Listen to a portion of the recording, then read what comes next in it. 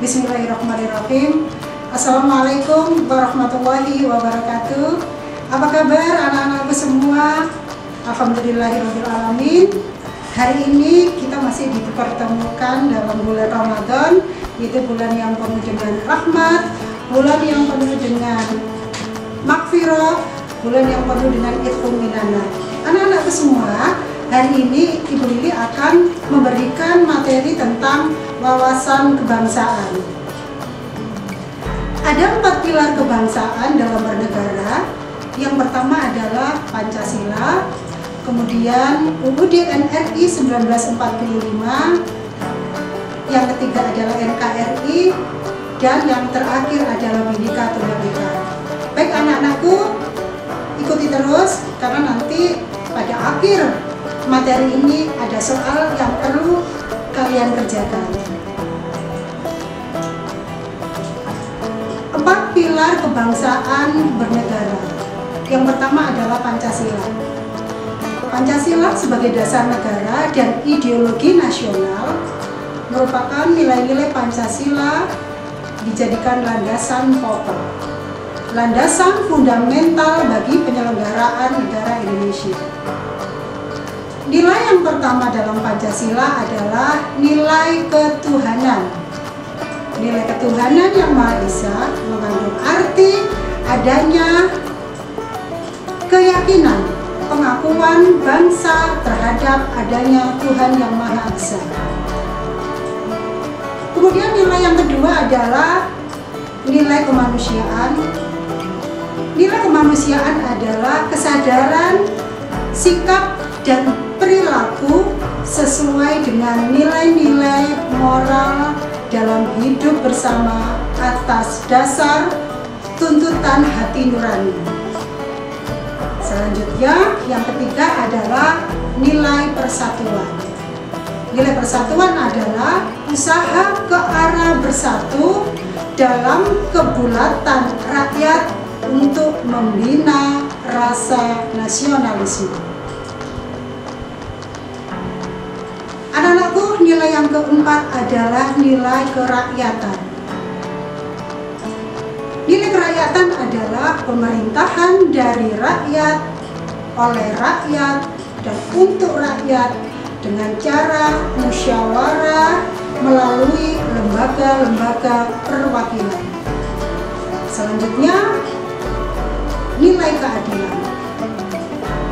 Nilai keadilan sebagai dasar sekaligus tujuan, yaitu tercapainya masyarakat Indonesia yang adil dan makmur secara lahiriah dan batiniah. Kalau tadi Bu Lili sudah menerangkan tentang rincian nilai-nilai yang ada di dalam Pancasila, terutama sila 1 sampai dengan sila kelima, sekarang adalah Undang-Undang Dasar 1945.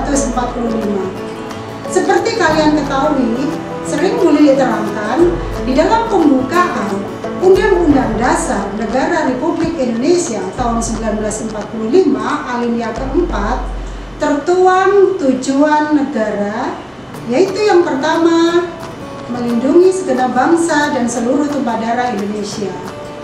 Selanjutnya anak-anak memajukan kesejahteraan umum, kemudian mencerdaskan kehidupan bangsa, dan yang terakhir ikut melaksanakan ketertiban dunia yang berdasarkan kemerdekaan, perdamaian abadi, dan keadilan sosial.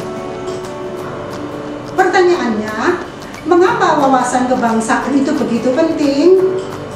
Coba anak-anak dijawab dulu. Kalau bisa berarti kalian pinter dan mengetahui materi tentang wawasan kebangsaan. Oke, baik, Bu Lili bantu. Wawasan kebangsaan adalah semangat untuk bersatu sehingga harkat dan martabat bangsa Indonesia dapat tercapai. Ingat ya anak-anak ya, semangat persatuan dan kesatuan bangsa Indonesia. Anak-anak perlu kalian ketahui, NKRI, Negara Kesatuan Republik Indonesia, lahir dari pengorbanan jutaan jiwa. Harta pejuang bangsa yang bertekad mempertahankan ketuhanan bangsa. Sebab itu NKRI adalah prinsip pokok, hukum, dan harga mati yang tidak dapat ditawar oleh siapapun. Selanjutnya anak-anak, supaya kalian mengetahui ada beberapa syarat berdirinya suatu negara. Ya, untuk yang kelas 9 pasti sudah mengetahui syarat berdirinya suatu negara. Yang pertama adalah 1. Memiliki wilayah. Kedua, memiliki penduduk. Ketiga, memiliki pemerintahan yang berdaulat. Keempat, adanya pengakuan dari negara lain.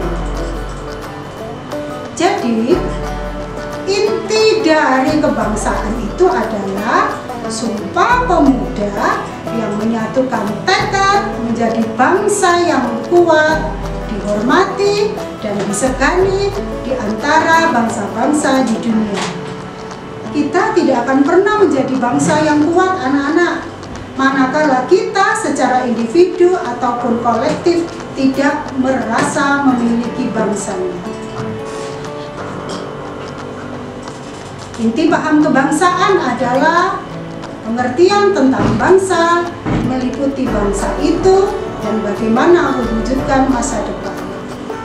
Pemahaman rakyat dan masyarakat terhadap bangsa dan negara Indonesia yang diproklamasikan kemerdekaannya pada tanggal 17 Agustus 1945. Pemahaman tersebut sama pada setiap anak bangsa, meskipun berbeda latar belakang pendidikan, pengalaman, serta jabatan. Seperti yang Buli terangkan tadi, semangat kebangsaan. Pengertian semangat kebangsaan, nasionalisme merupakan perpaduan sinergi dari rasa kebangsaan dan paham kebangsaan. Kondisi semangat kebangsaan, nasionalisme suatu bangsa akan terpancar dari kualitas dan ketangguhan bangsa dalam menghadapi berbagai ancaman. Berbicara semangat kebangsaan, kita tidak boleh lepas dari sejarah bangsa sejak zaman penjajahan hingga proklamasi 17 Agustus 1945. Semangat kebangsaan diwujudkan dalam semboyan merdeka atau mati. Anak-anakku semua, inilah contoh-contoh semangat kebangsaan. Yang pertama adalah rasa kesetiakawanan. Kemudian semangat rela berkorban. Kemudian jiwa patriotisme. Anakku, beberapa hal yang perlu mendapat perhatian kita bersama. Yang pertama adalah tumbuh kembangkan wawasan kebangsaan sebagai alat pemersatu bangsa dalam kehidupan sehari-hari di tengah masyarakat, walaupun latar belakang suku, agama, ras, dan istiadat kita berbeda. Yang kedua, hayati dan pahami secara utuh tentang butir-butir dari wawasan kebangsaan, yaitu rasa kebangsaan, semangat kebangsaan yang tinggi merupakan jiwa bangsa Indonesia dan pendorong tercapainya cita-cita bangsa. Yang ketiga, anakku, bina terus semangat kebangsaan, persatuan dan kesatuan bangsa di lingkungan kita dalam upaya mewujudkan persatuan dan kesatuan yang merupakan kekuatan bangsa yang dahsyat. Oke. Terima kasih anakku, itu materi dari Bu Lili. Memperhatikan anak-anak. Di akhir materi ini Ibu akan memberikan tugas. Nah, ada tugas satu, yaitu jelaskan fungsi Pancasila sebagai dasar negara. Kemudian yang kedua, sebutkan tujuan nasional bangsa Indonesia. Yang ketiga, jelaskan arti wawasan kebangsaan. Kemudian yang keempat, berikan anak-anak masing-masing 2 contoh implementasi wawasan kebangsaan di sekolah dan di masyarakat. Yang kelima, jelaskan serta berikan contoh tentang nasionalisme dan patriotisme bangsa Indonesia. Tugas ini kalian tulis anak-anak ya, di buku atau di kertas, kemudian nanti kalian upload, yang linknya akan nanti Bu Lili kirim. Itu aja anak-anak.